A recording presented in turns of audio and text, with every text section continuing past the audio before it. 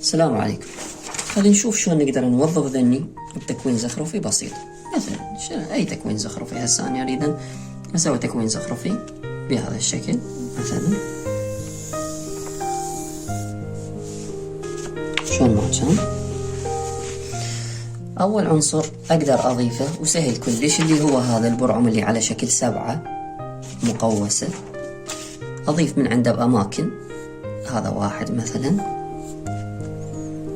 هنا أترك مسافة وأضيف 1، هنا أترك مسافة وأضيف 1، أيضا أترك مسافة وأضيف 1 بهذا الشكل.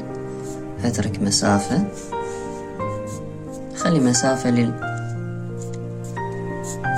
للعناصر الأخرى. هنا هم، هنا وهنا. تمام.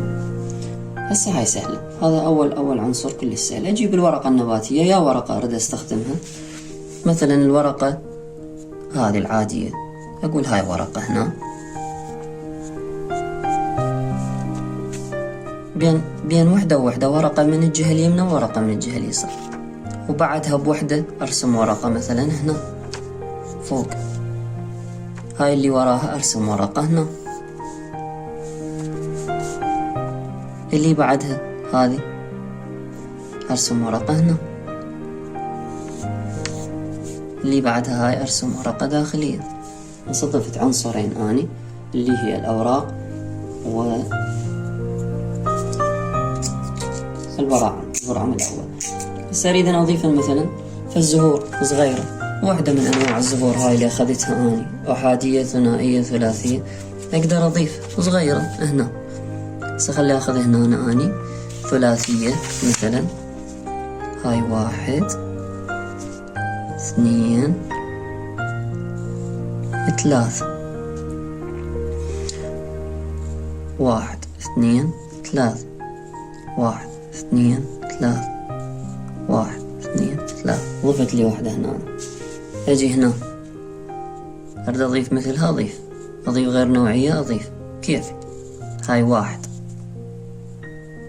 2 3. هسه ايش اسوي؟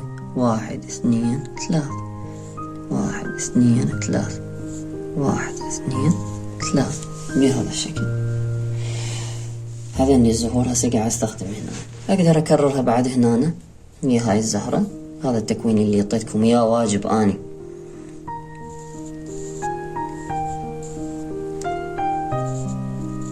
وهم 1 2 3، 1 2 3، 1 2 3. لا تشتغلوها أبطأ، تصير أحلى وأفضل، بس أنا جاي أشتغلها على السرعة. هذا هسه ضفت بهذا الشكل. بعد هنا أنا ممكن أضيف كل مكان، أضيف حتى يصير تكرارها حلو وصحيح. 1 2 3، 1 2 3، 1 2 3. صعب؟ مو صعب، ما أشوفه صعب هاي.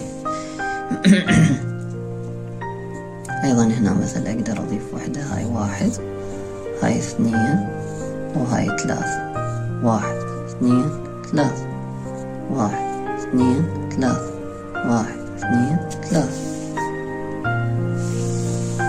هاي شو هذني الوراهم تقدر تلونهن خفيف. تستخدم العناصر اللي تقدر عليها من هذن اللي شرحتهن بالفيديو الأول.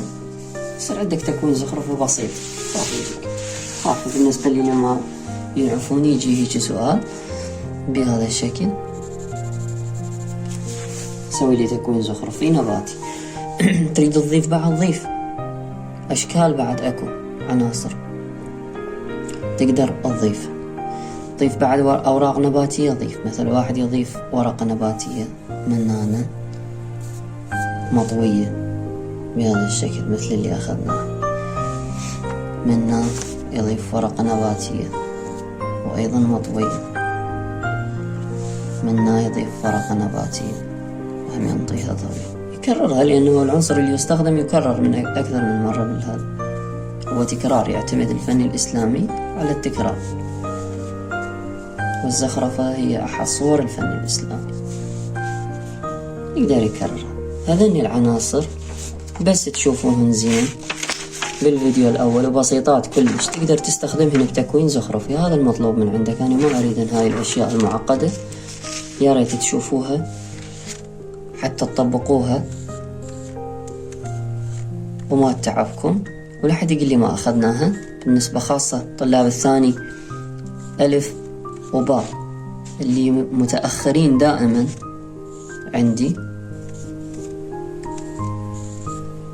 فأريد من عندكم أنه تشاهدون الفيديو زين حتى يصير عندكم إمكانية مهارة. أما اللي ما يشتغل فهو ما يشتغل، ما يطور نفسه، ما يشتغل، ملتهي بغير شيء.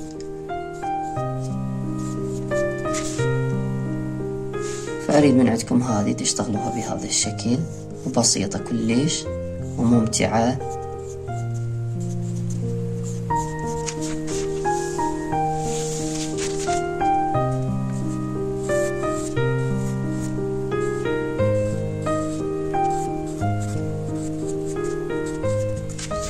أضيف، صار عندي تكوين زخرفي، أريد تظلله لونه. هاي انتو شو اسمه، أنا شفت بالعكس ما شاء الله اكو طلاب مباشرة يظللون ويلونون، يعني عندهم إمكانية الظل والضوء صارت طبيعية جدا.